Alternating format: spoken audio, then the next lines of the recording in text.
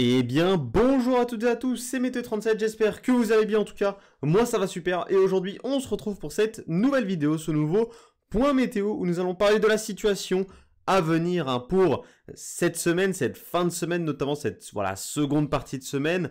On va notamment surveiller les journées de jeudi et vendredi avec l'arrivée d'une dépression creuse sur notre pays qui pourrait nous apporter un fort coup de vent. Voire certains pourraient parler de tempête, mais on n'est pas encore là. On va pour l'instant parler de forts coups de vent sans prendre de risques. Donc on va regarder tout ça évidemment avec GFS. Donc déjà ce mardi et ce mercredi, eh bien c'est les chaleurs qui vont prendre le dessus sur notre pays. Vous le voyez, on a un flux orienté sud-ouest qui se met en place avec cette remontée, cette petite remontée de cette petite dorsale anticyclonique. Donc les chaleurs qui vont prendre le dessus, les températures qui vont repasser au-dessus des normales de saison, notamment dans le sud-ouest pour ce mercredi. On attend des températures qui pourraient frôler les 30 degrés, voire les atteindre localement. Donc voilà, des chaleurs estivales déjà, notamment dans le sud-ouest du pays pour ce mercredi. Ensuite, les températures, elles vont redescendre un petit peu pour la journée de jeudi, puisque regardez, l'influence dépressionnaire va être de plus en plus forte sur notre pays, donc ça va empêcher le mercure de grimper plus haut que lors de cette journée de mercredi. Alors, certains pourraient me parler de dégradation orageuse, pourraient parler d'orage et se dire, on a des chaleurs mercredi, on a l'arrivée d'une influence dépressionnaire derrière, ça veut dire qu'il va y avoir des orages, il y a un conflit de masse d'air.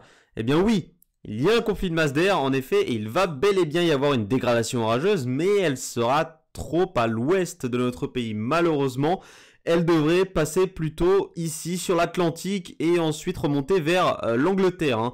Alors, potentiellement, la pointe bretonne pourrait être touchée ou voilà, pourrait être légèrement concernée, voire même pas du tout concernée, mais en tout cas, cette dégradation orageuse passerait surtout principalement au large de la pointe bretonne, sur l'Atlantique, au-dessus de l'Atlantique, donc rien à craindre au niveau des orages sur notre pays.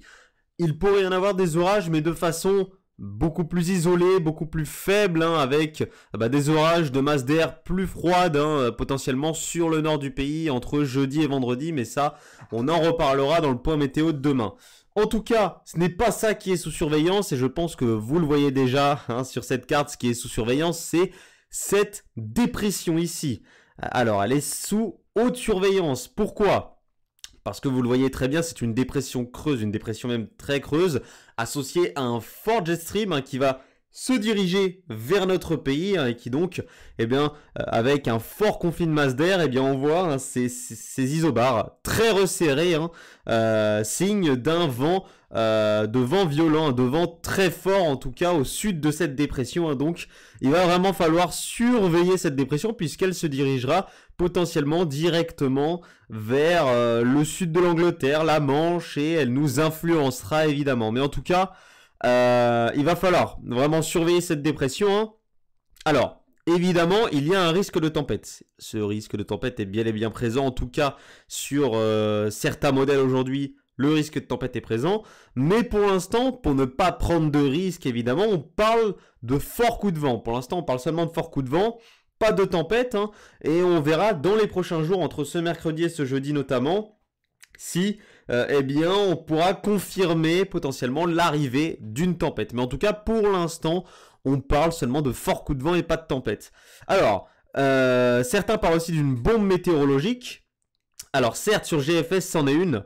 On voit très bien, elle passe de 1005 hectopascales mardi à 20h à 980 hectopascales mercredi à 20h. Donc, pour qu'une dépression soit appelée bombe météorologique, il faut qu'elle perde 24 hectopascales en 24 heures. Là, on voit qu'elle en perd 25 en 24 heures, donc c'est une bombe météorologique sur GFS, mais sur beaucoup d'autres modèles, je pense à Seb, je pense à GEM, je pense à Icon, tous ces modèles-là, par contre, ne voient pas de bombe météorologique. Donc attention de ne pas utiliser ce terme à tout bout de champ, évidemment, puisque sur la majorité des modèles ce soir, ce n'est pas une bombe météorologique. Donc voilà, il y a seulement GFS que j'ai vu finalement qui voit une bombe météorologique se mettre en place sur l'Atlantique et se diriger directement vers notre pays.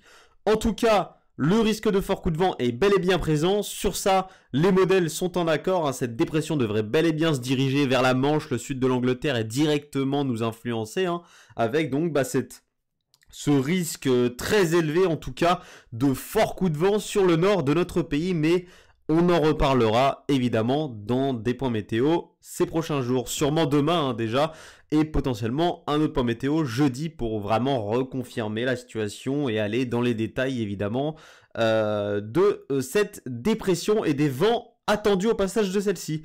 Merci à tous d'avoir suivi ce point météo. On se retrouve demain pour un nouveau point. C'était Météo 37. Bye tout le monde.